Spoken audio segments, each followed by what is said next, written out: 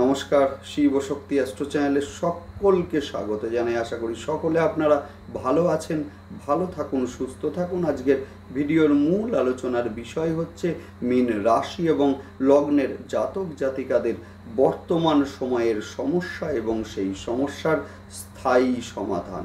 অবশ্যই আপনারা ভিডিওটিকে শেষ পর্যন্ত দেখতে থাকুন। দেখুন তো সমস্যাগুলো আপনাদেরই জীবনের কিনা।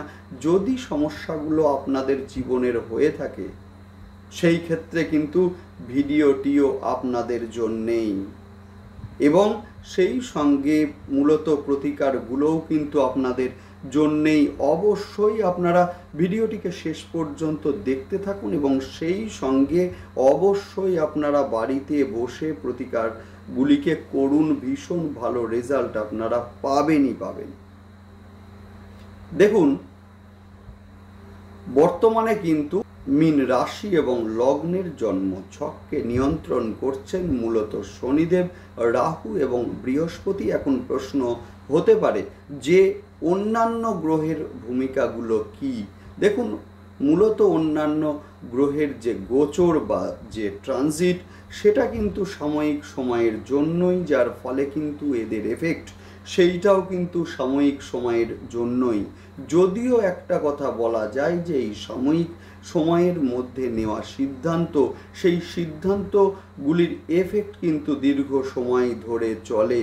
সেই কারণে কিন্তু গ্রহের গোচর দেখে সিদ্ধান্তগুলিকে নিন, সেই ক্ষেত্রে কিন্তু যথেষ্ট ভালো হবে। না হলে কিন্তু জীবনে একটার পর একটা সমস্যা আসবেই আসবে। অবশ্যই আপনারা চ্যানেলটিকে সাবস্ক্রাইব করে নেবেন যাতে গ্রহের গোচরের সঙ্গে সঙ্গে প্রতিটা ভিডিওর নোটিফিকেশন আপনাদের কাছে সহজে পৌঁছে যায়।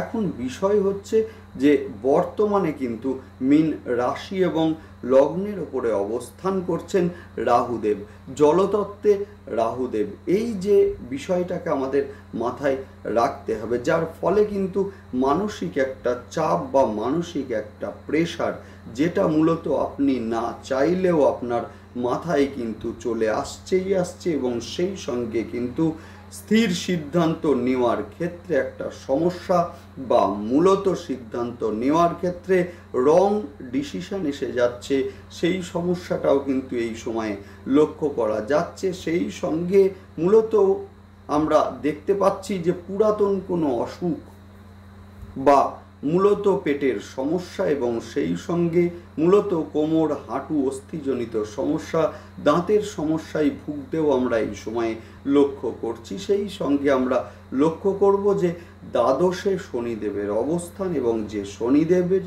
দৃষ্টি কিন্তু মূলত তৃতীয় দৃষ্টি কিন্তু পড়ছে আপনাদের দ্বিতীয় ঘরের ওপরে, যার ফলে কিন্তু অহেতুক অর্থের ব্যয় সেইটা যেমন আমরা লক্ষ্য করছি, সেই সঙ্গেই কিন্তু কুটুম্বকুলের মধ্যে একটা গ্রহণযোগ্যতার হ্রাস সেইটাও কিন্তু এই সময়ে লক্ষ্য করা যাচ্ছে। গুপ্ত শত্রুতা সেইটা কিন্তু লক্ষ্য করা যাচ্ছে, এবং সেই সঙ্গে অহেতুক সাংসারিক বেশ কিছু ঝামেলার সৃষ্টি বা যে ঝামেলার মধ্যে আপনার জড়িয়ে পড়া সেইটাও কিন্তু লক্ষ্য করা যাচ্ছে। কেননা দ্বিতীয় ঘর হচ্ছে মূলত চতুর্থের একাদশ, অর্থাৎ কিনা গৃহের সাফল্যের ঘর।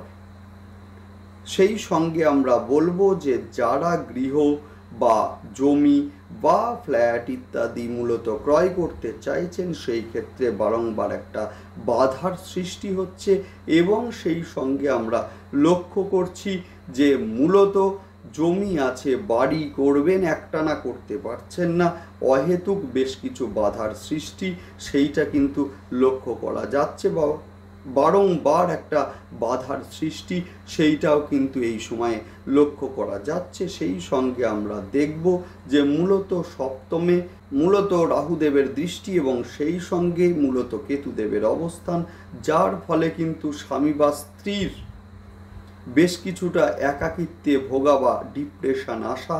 সেই সঙ্গে বলবো যে মনে হয় যেন বাইরে বেরিয়ে গেলে ভালো হয়, বা বেড়াতে গেলে ভালো হয়, বা সংসার থেকে ছিটকে গেলে ভালো হয়, এই ধরনের একটা মেন্টালিটি। বা সেই সঙ্গে আমরা লক্ষ্য করব যে বেশ কিছু ডিজিজ যেগুলো সহজে ধরা পড়ছে না, সেই সঙ্গে আমরা দেখব যে দ্বাদশ স্থানে শনিদেবের অবস্থান। এই যে দ্বাদশ স্থানে শনিদেবের অবস্থান, যে দ্বাদশ স্থান হচ্ছে আপনার স্বামী বা স্ত্রীর মূলত ষষ্ঠ ঘর।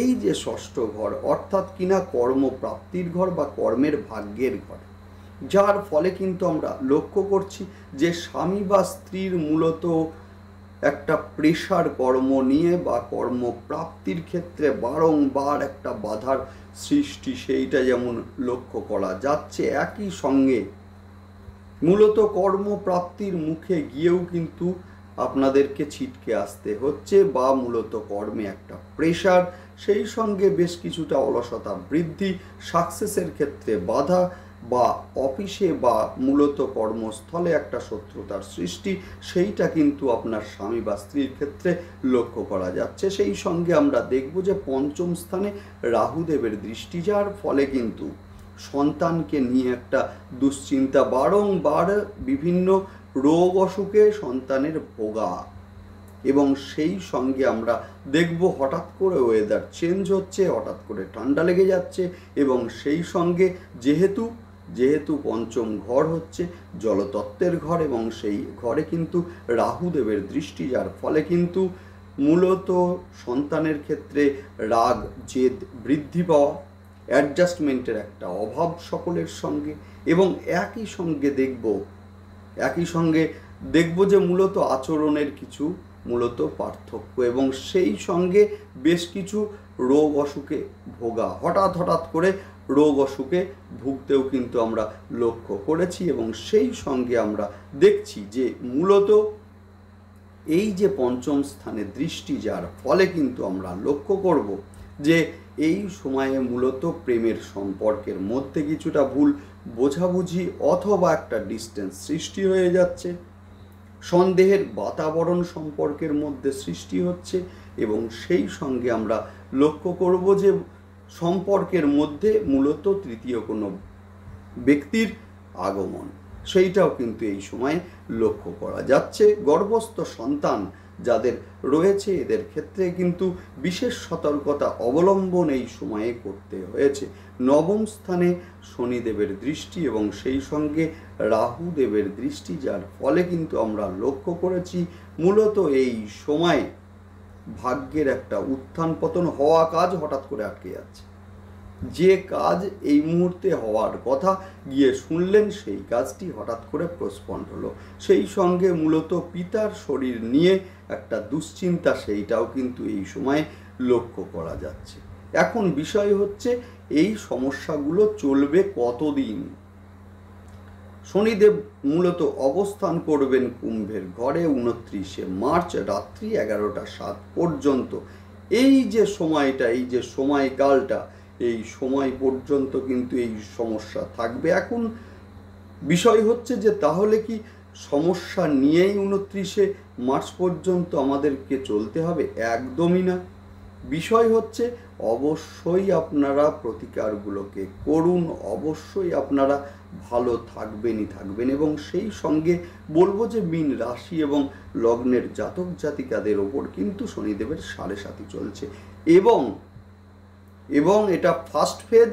আমরা লক্ষ্য করব যে 29শে মার্চ রাত্রি 11টা 7 পর কিন্তু শনিদেব গোচর করবেন আপনাদের মীন রাশি এবং লগ্নের ওপরে, এবং যার ফলে কিন্তু 7.5 দ্বিতীয় ধাপ শুরু হবে।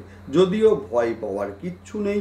প্রথমেই বলবো যে 7.5, এই যে শনিদেবের 7.5, এই শনিদেবের 7.5-তে বহু মানুষ বহু দূর পর্যন্ত উঠেছে, বহু উন্নতি এরা জীবনে করেছে, এমন উদাহরণ কিন্তু প্রচুর আছে। সুতরাং ভয় পাওয়ার কিছুই নেই। অ্যাকচুয়ালি বিষয় হচ্ছে শনিদেবের 7.5 মানে চন্দ্রের ওপর শনিদেবের অডিট। সুতরাং ভয় পাওয়ার কিচ্ছু নেই।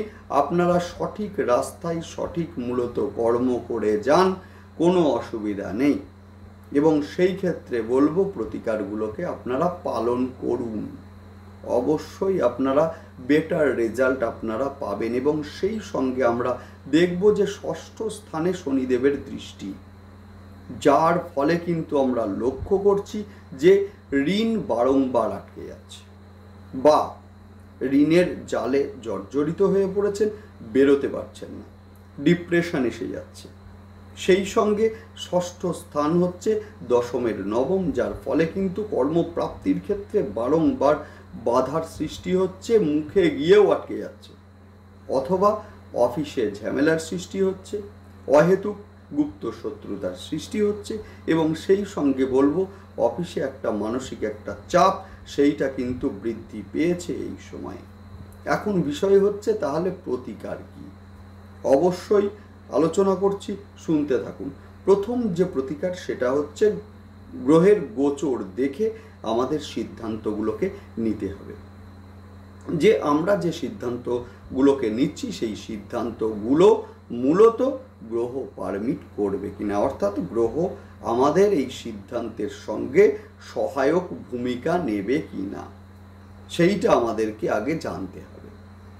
এবং অবশ্যই গ্রহের গোচর দেখে সিদ্ধান্তগুলোকে নিতে হবে। অবশ্যই আপনারা চ্যানেলটিকে সাবস্ক্রাইব করে নেবেন, যাতে গ্রহের গোচরের সঙ্গে সঙ্গে প্রতিটা ভিডিওর নোটিফিকেশন আপনাদের কাছে সহজে পৌঁছে যায়। নেক্সট আলোচনা করব সেটা হচ্ছে শনিদেবের প্রতিকার।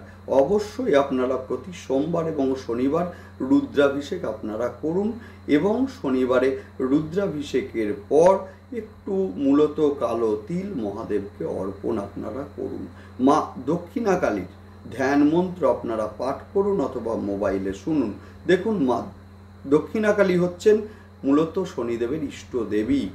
যেখানে দেখবেন শনিদেবের মন্দির আছে, আশপাশে কিন্তু মা দক্ষিণাকালীর মন্দিরও আছে।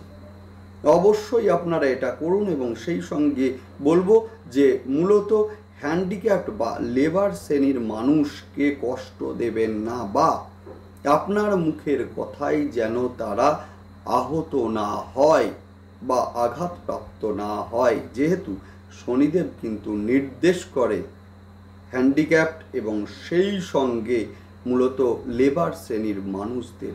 রাস্তায় যদি মূলত কালো কুকুর দেখতে পান, সেই ক্ষেত্রে ওদেরকে খেতে দিন, বাড়িতে পুষবেন না।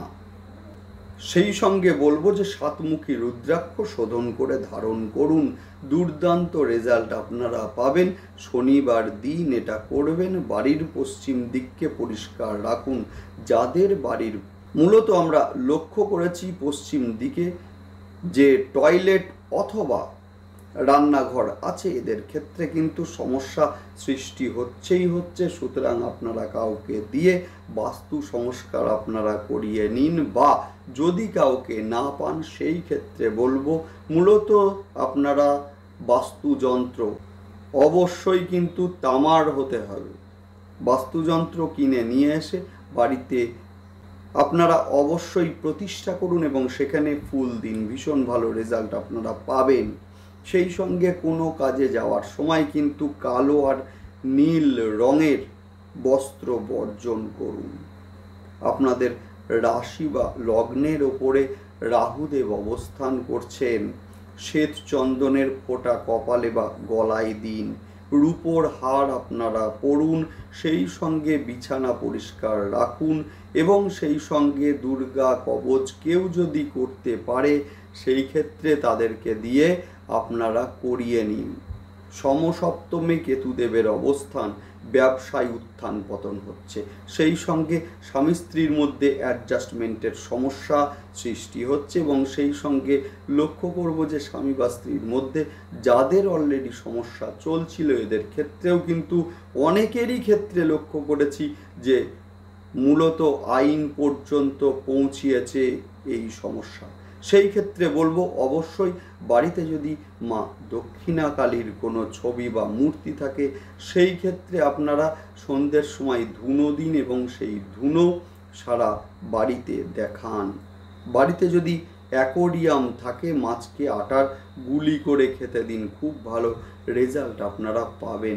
যাই হোক, ভালো থাকুন, দেখতে থাকুন, এবং সেই সঙ্গে অবশ্যই আপনারা কিন্তু চ্যানেলটিকে সাবস্ক্রাইব করে নেবেন। নমস্কার।